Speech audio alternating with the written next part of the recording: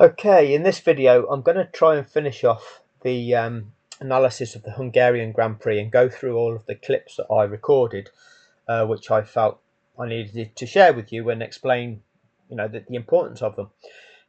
Before I do, some of you may have looked at this video. It's by Tactical Rab on F1 News. Tactical Rab, it's a other YouTuber. I'm not a huge fan of him because I don't particularly like the style. Tends to talk about what he's heard about Formula One, what the gossip might be, blah blah blah, and doesn't really give any insight as such. Just puts the information out there and asks for what people think in the comment section. However, the rumours of Red Bull's decline. So again, rumours. The rumour mill in Formula One is the same old kind of bullshit. However, there's some data that backs things up. And that's the data backing up the performance decline of that Red Bull car. I said in a previous video, anybody who believes in the authenticity of Formula One is a mug. You are a fool if you think Formula One is currently authentic. It isn't. And what it's basically saying in this video is well worth a look at, okay? So go and have a look at the channel, go and have a look at that video, because we'll do a breakdown of it at some point. F1 News Tactical Rab, okay? Channels like that get 50-odd thousand subscribers, unbelievable. But anyway, right, check it out, check that video out, illegal car, and you'll see what he's saying. What he's basically what he's proving is that none of Max Verstappen's championships are legitimate. Absolutely none of Max Verstappen's championships are legitimate. 2021 was a fraud. 2022 was in a car that was developed over budget. Okay, so that should have been disqualified. 2023, the best car you've ever seen from the genius of Adrian Newey. Well, the 2024 car is slower than the 2023 car. Why is that?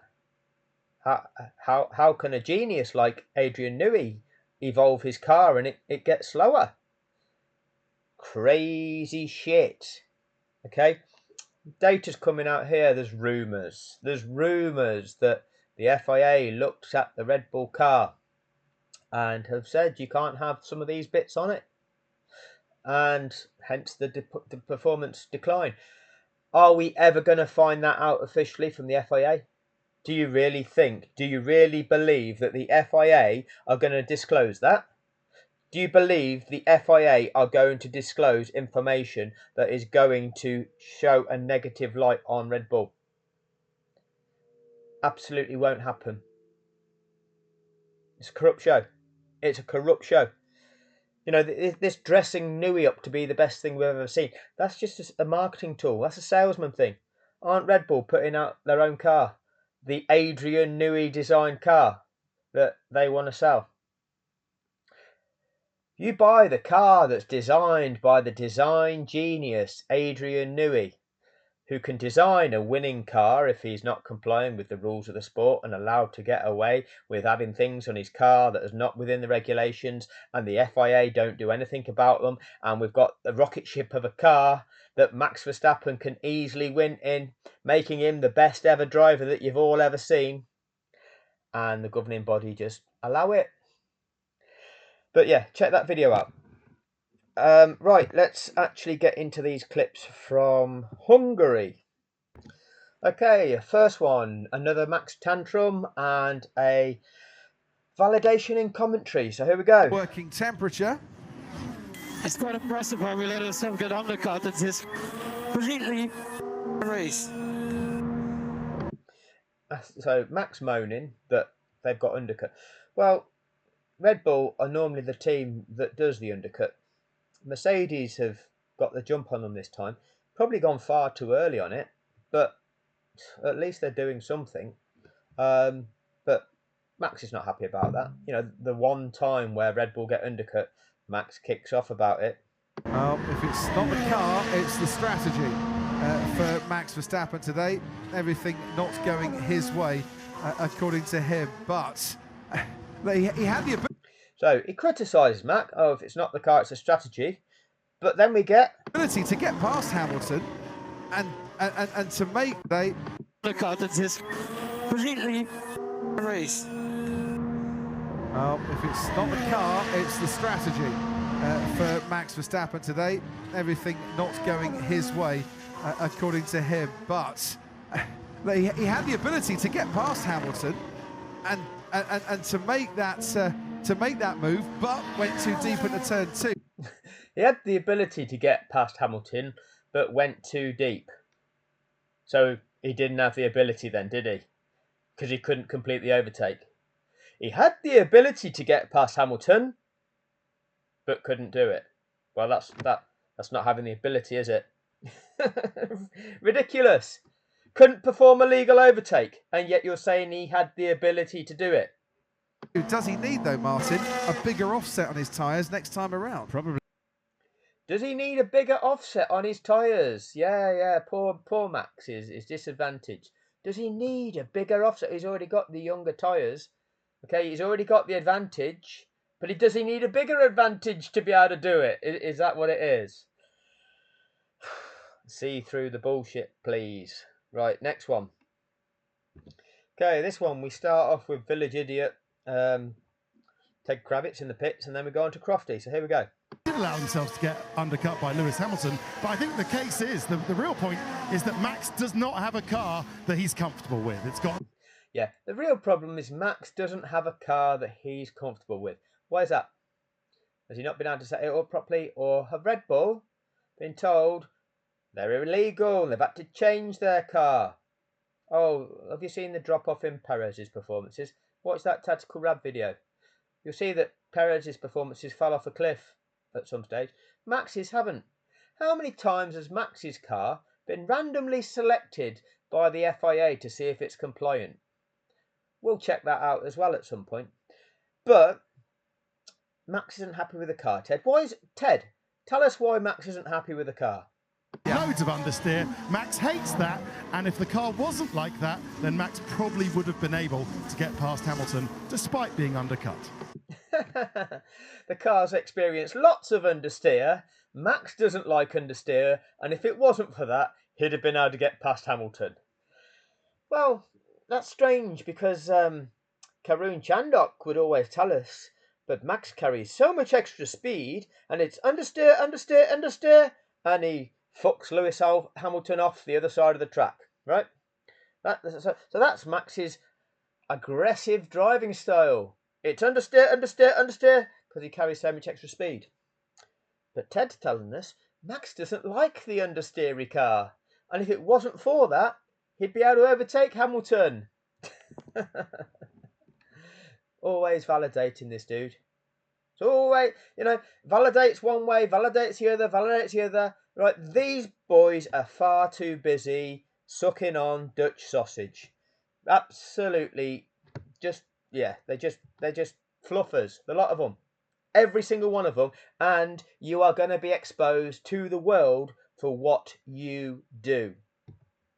And I think, Martin, as what one extra thing that could be irking Max Verstappen here is the realisation that if he delays his pit stop much longer, Charles Leclerc is going to be ahead of him when he comes out. Leclerc will be on the same medium tyres that Verstappen will likely go on to.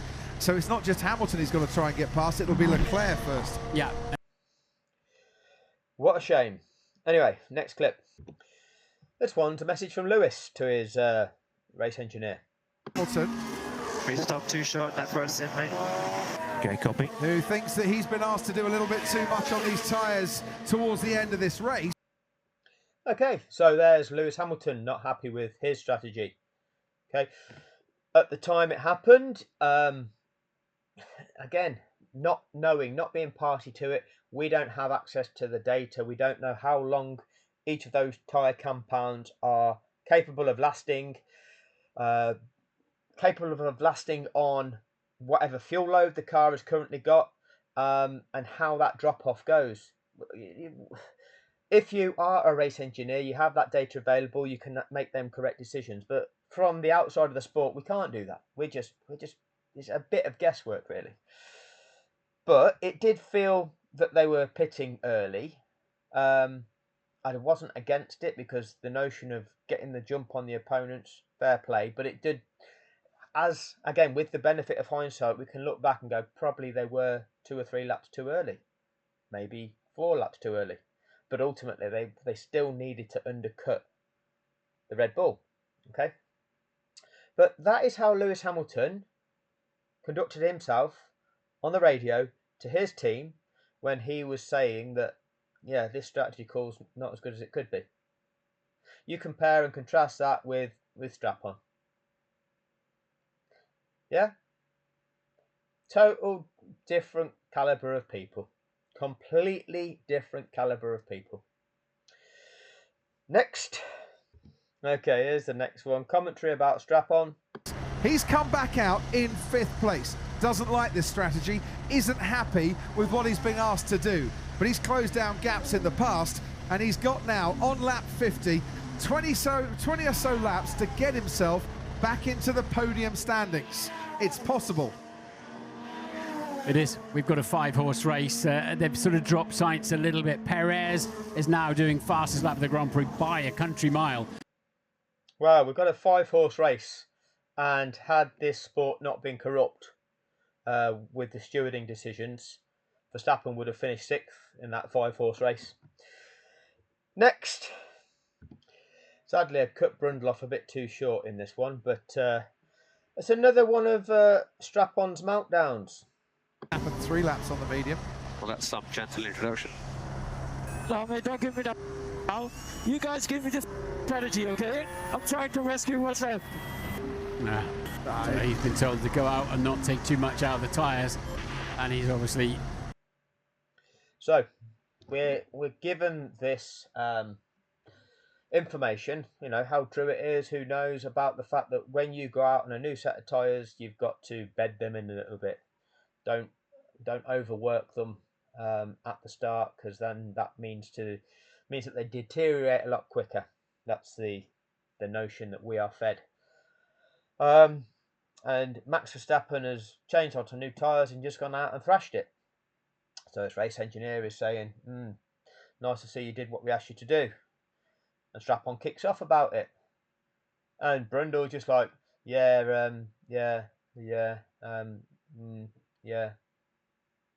But when we were talking about Lewis Hamilton in the previous video,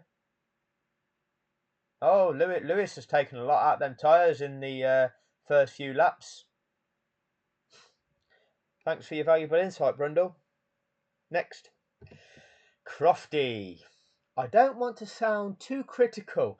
No, because we can't criticise. Sound too critical, but Max Verstappen is sounding like a man who stayed up late last night doing a sim race, which he did, and then got up early this morning to do a sim race, which he did, rather than getting a good night's sleep in Budapest, which, by the sounds of it, he could probably have done with. 2.2 seconds. George Russell has stopped again. Nice to know that somebody who's an elite athlete being paid huge sums of money conducts themselves with such professionalism. Treats his fans with such, well, let's be fair, contempt. Right? If you're an athlete and you are performing at an elite level, you have to prepare. I mean, Cristiano Ronaldo is one of the finest examples we'll ever see. The guy is a beacon of professionalism to have a career as successful as he has, and he's still continuing that. Now, again, as favourites come in terms of footballers, I love to see Lionel Messi play the game. You know, to me, that looks magical the way Messi does things. But to not respect Cristiano Ronaldo for his achievements, well, that would be foolish to hate one and love the other, rather than love both, you know, and just think both are incredible for what they've achieved, but in different ways. But that's professionalism. That's professionalism. Now, when you are a sporting performer, a sporting icon, you've got to be aware that millions of people will follow you, and they will want you to win. They'll buy tickets to an event to want to see you perform and want to see you succeed. And therefore you've got a responsibility to yourself and to them to prepare yourself for that event in the best possible way, to give yourself the best chance of success. Okay, they've bought into you, and you need to repay them for their faith in you. You've got a responsibility, you've got a duty. Okay? People have spent good money in the hope of going to watch elite performers perform to their best in the hope that their favourite will win. And what are you doing? Tossing it away, staying up all night doing sim racing. Is that the best way of preparing for a sporting event? Is that the respect that you give it? It's kind of man he is. Anyway, next. Okay, this one. We start off with a clip of Norris, then listen to the commentary. Astra just lost another 0.8 of a second, lapping Hulkenberg. Yeah, tell him to catch up then, please.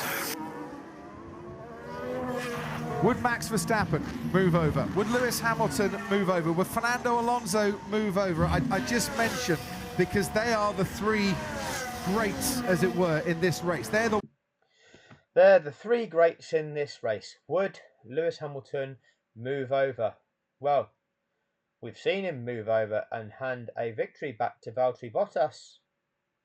You know, when the team switched them to give Lewis the chance of trying to catch the guy in front and wasn't able to, he switched back, given the place back. We've all witnessed that. We've also witnessed Max Verstappen do that in Brazil, where he refused.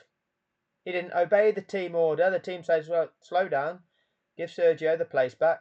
No, I'll do what I want to do. I'm Max Verstappen. Fernando Alonso. Would Fernando Alonso give the place back to his teammate? Well, who knows? What we do know about Fernando Alonso is that in his trophy cabinet, he's still got the trophy from Singapore 2008, a race that is proven to have been fixed. And he is still recorded as the winner of that event. That's what, and he's still got the trophy. This is incredible, isn't it? You know, so let's ask what Fernando would do. I wonder. Ones with the experience, the race-winning experience. Is this where Lando Norris is coming of age and saying no?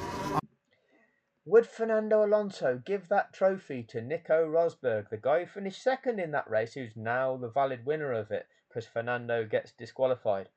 No. I'm your number one here. I'm the one that's chasing down Max in the championship. You need to give me this victory because it's your best chance of doing something about Max's lead. Yeah, and when Sebastian Vettel ignored all of this, the team... Look at the values that the Sky Sports commentators are validating and giving to kids. Absolutely selfish values.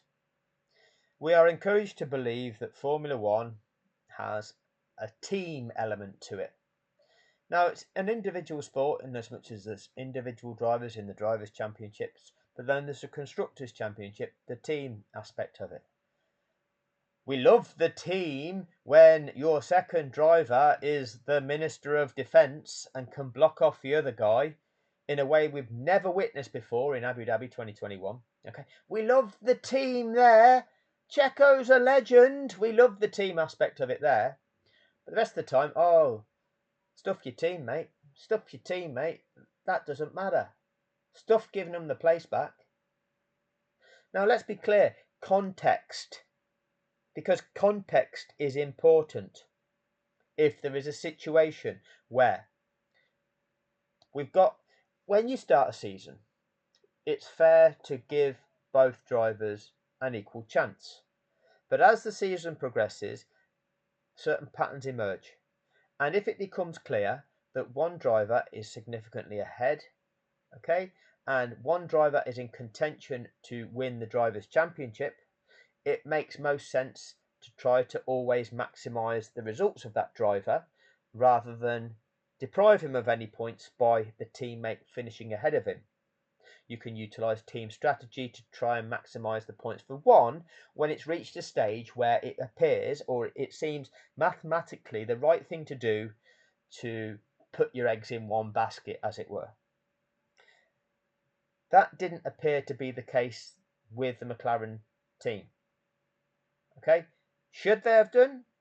Potentially, but the reality is Oscar Piastri and Lando Norris, there appeared to be no team orders from the start. Oscar got the better start, got the jump on him, and was leading that race validly.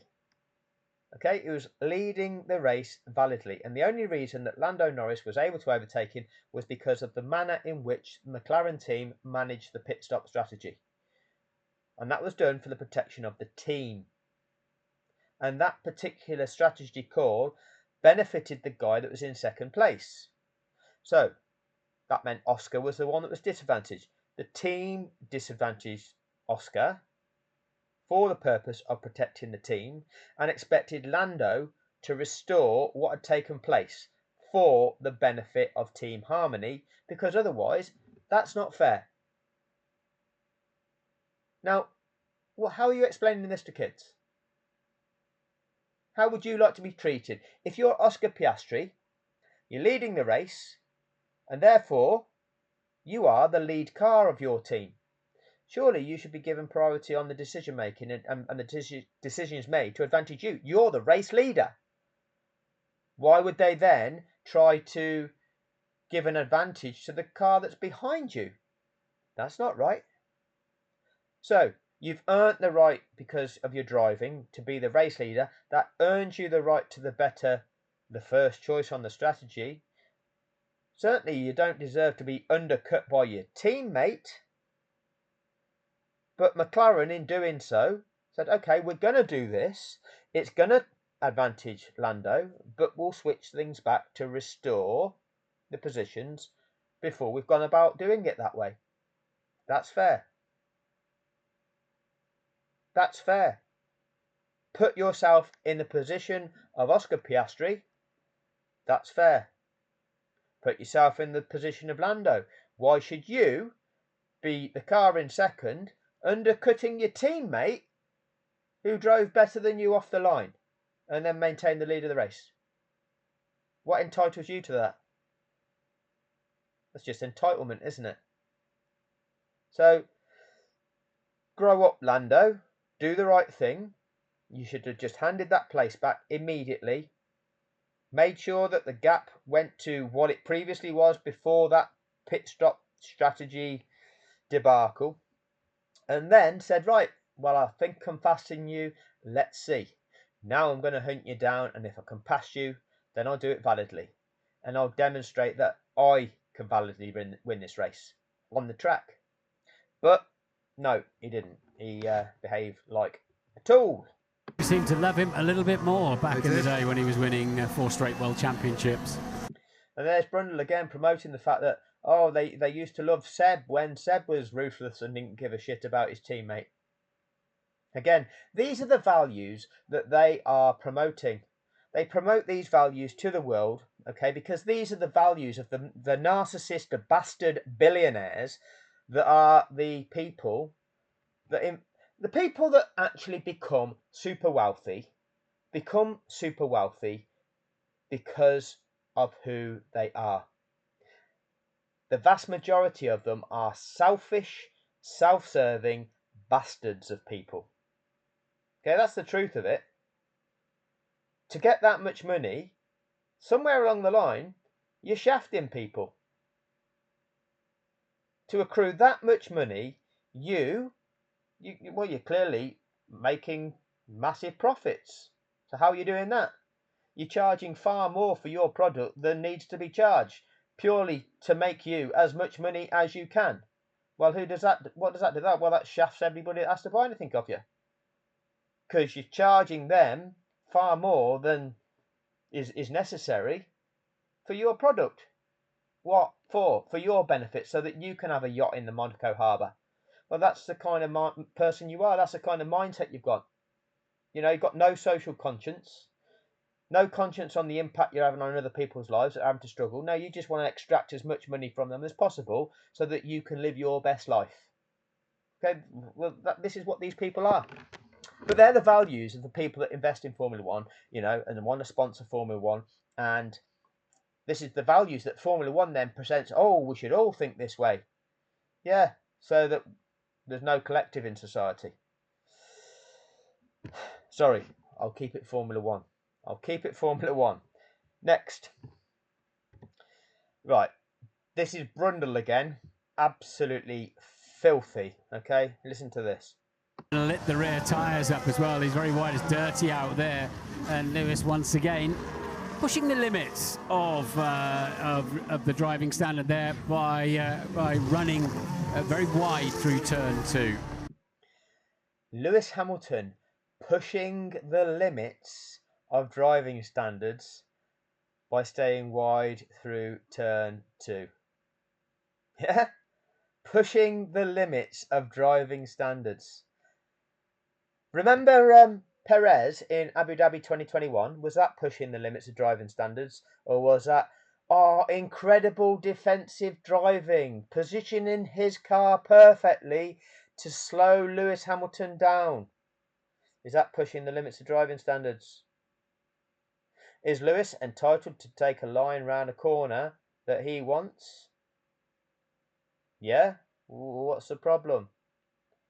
When Roadblock Alonso is taking a defensive line, a wide line where, you know, it's the other car, it's going to make the other car so much slower by trying to go outside of it, then is it doing anything wrong? No, sometimes that's lauded. But Lewis Hamilton is pushing the limits of driving standards, according to Brundle. Why are you always vilifying this guy? Why is your hate for Lewis Hamilton what it is, Brundle? Because you're filthy. You are absolutely filthy. Anyway, next. Here we go. Strap on and Brundle. Did you leave the cars yet? I think you were behind at the apex, Max. Oh, Max inquiring about leaving a car's width. Now, did you leave a car's width at Silverstone 2021, Max, when you drove on a line towards the apex of the corner, okay, towards the curbing when there was a car on your inside? Did you leave a car's width there, Max? No, because you were on a trajectory to clip the curbing when there was a car on your inside. Now you're asking, should you leave a car width? Did you leave a car width on track for Lando Norris? Was there in Austria? Okay, was there the width of a car between the white line and your car in Austria? No, there wasn't. Should you leave a car's width? Okay, where were you, Max? Were you at least halfway alongside on the outside? No, you weren't. No, you carried so much extra speed and gone too long, hadn't you? You'd gone onto a part of the track that was dirty, so when you hit the brakes, your car didn't slow down. Oh, I wonder what that mysterious concept of lack of grip on areas of the track which aren't used that much. Oh, you're a professional Formula One driver. Surely you'd know this, Max. Oh, it's not Max's fault. Yeah, Okay, whatever. it's about where your front axle is. When you're going around the outside, your front axle has to be at least level with or ahead of the other driver's mirror, is what the regulations say. Here we go again then. See, Martin knows the overtaking regulations here. Okay, he's just explained them to you. Oh, it's what the regulations say. It's where the nose of your car is, where them front wheels are relative to the front axle or the mirrors, whatever he's saying there. You see, Silverstone 2021, when they vilified Lewis Hamilton for that crash, they forgot the regulations. You know, they, don't know. Racing incident. Well, Toto's emailing these diagrams to Michael Massey. Michael Massey doesn't check his emails during races. Somebody's just putting these diagrams in front of me now, and was Lewis's Hamilton's car halfway alongside? Well, clearly we could see They're almost level. Brundle forgot the regulations for overtaking in Silverstone, yet now can somehow quote regulations. Rather strange. Next. Okay, this is the big one. Okay, this is the crash. But there's two aspects to this. The way that they talk about Max Verstappen, and then pay attention to the F1 TV narrative.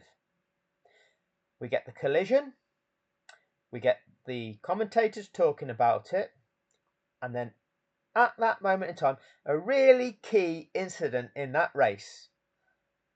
And rather than allow those commentators to keep talking about it, F1 TV interject. They choose this.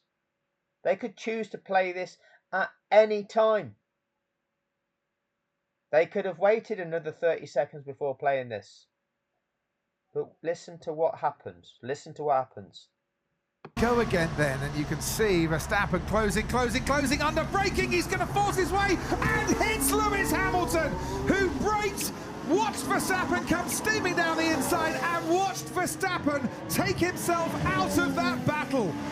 And now he's been passed by Charles Leclerc as well. Wow, now we're going to hear a grumpy Max Verstappen, but I think he had to just keep the steering wheel straight to keep slow. Martin, but I think he had to keep the steering wheel straight to slow himself down. Did you say that about Lewis Hamilton?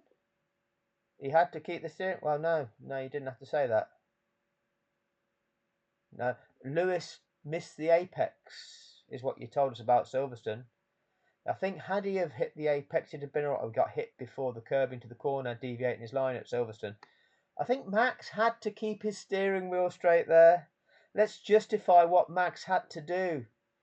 Why did he have to keep his steering wheel straight? Well, that's because he'd locked up, so even if you'd turned the steering wheel, you'd have still carried on in a straight line. Okay? Trying to move the steering wheel isn't going to do anything to your direction once you've locked up and you're into a skid. You're skidding arrow straight on. Why have you done that? Well, you've carried so much extra speed, too much speed, into a corner, and you can't slow down to make it around that corner. And when you've carried in so much extra speed, you've hit the brakes, you've then tried to turn to make the corner, and the car carries on in a straight line. And Karun Chandler will go, and it's understeer. And understeer means that when you turn that steering wheel, that car doesn't turn, it carries on in a straight line. Well, why is that? Because you're going too fast. You've just chucked it there. Well, that's out of control. That's dangerous driving. Oh, Max had to keep his steering wheel straight there.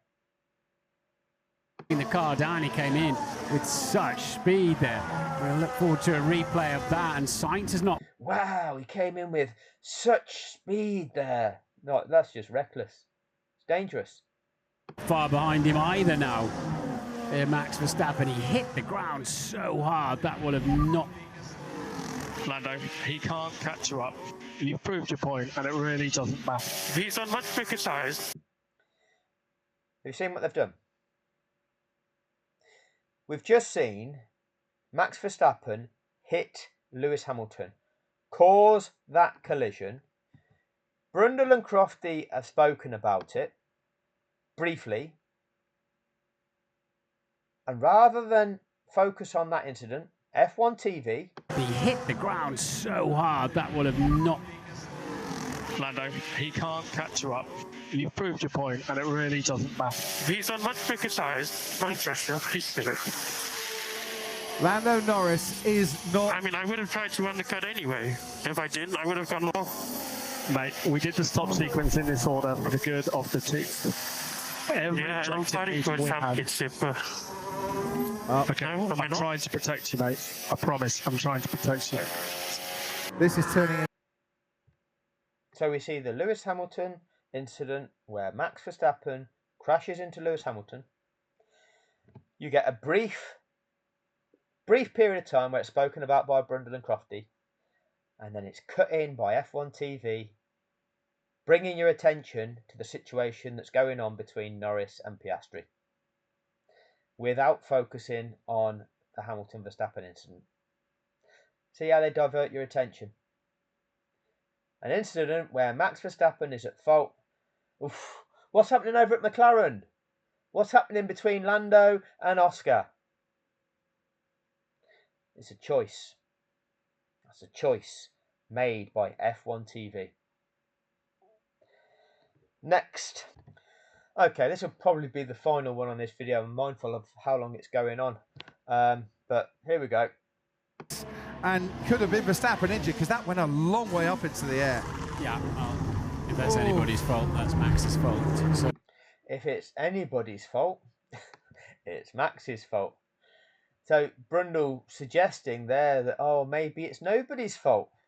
But if it is anybody's fault, yeah, I suppose we have to say it's Max's fault. There's no recriminations there because he didn't. I didn't move the steering, mate. Again, you got F1 TV cutting across. I didn't move the steering wheel, mate. Well, Brundle was just about to have to say something, so he's kind of stuttering to think, how can I not really admit that it's Max's fault? Oh, well, we'll cut across and let him think of his words a bit better we'll cut in with the Lewis Hamilton radio message. Nothing, mate.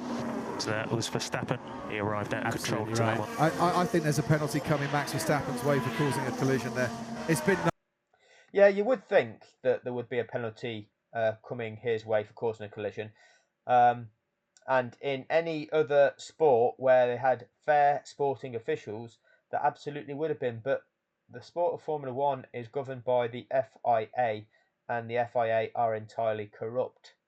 So to think that they were going to penalise Max Verstappen, well, yeah, you're naive if you thought that was going to happen, because we know what they do, and we've seen it happen far too often. Yeah, so this video, I'm going to call it a day on this one. I'm going to just try and do a final one, just going through the remaining videos, where I'm at on them. So it is there. And so I've still got quite a number to do, and hence it will take a long time. That tactical rab video, go and check it out. Check out what is the notion of the performance differential in that car. The fact that Red Bull is slower in 2024 than it was in 2023. You couldn't make it up, could you? You know, the design genius of Adrian Newey has evolved his car so that it's slowed down. How does that work then? How does that work? It's an illegal Red Bull. We've all been saying it. None of Max Verstappen's championships are valid. All of the race wins that he's achieved in 2021, over budget. 2022, developed over budget. 2023, illegal car. 2024, illegal car. And now we're seeing some of the drop-off. And the rest of the field miraculously catching up. You see, why has Max Verstappen got this huge lead in the championship still? Well, it's because of all the wins he got at the start of the season. We thought 2024 was going to just look like a whitewash like 2023 was. Oh, it's because Adrian Newey is a genius. Really? Really? Yeah. I'd be a genius if, you know, I could be a designer for Formula One, and instead of complying with the rules of the sport, you know, just entering a fighter jet instead. And my driver could be driving a fighter jet, and they could fly around the circuit at half the speed of half the the track time as everybody else, twice the speed, whatever. And that would make me the best designer of an F1 car you've ever seen. Well, no, it's not really, because you're not complying with the rules, which means it's not an F1 car, is it? Means you're cheating. Means your victories aren't valid. You know, if you compete in the Caterham series or whatever series of motor racing you do, okay, let's say you're competing in the Caterham series, if that still exists, right? and everyone's driving Caterhams, but you rock up in a Porsche, right? And you beat everybody. Does that make you the best driver you've ever seen, right? Does that make your team, oh, the best designers you've ever seen? Or does that mean you're just cheating because you're not complying with the rules of that formula? Well, it means you're cheating because you're not complying with the rules of the formula. But the governing body does nothing about it. Nothing about it. Anyway, that'll do on this one. Thanks once again, and I'll go through the remaining clips in the next one. Cheers.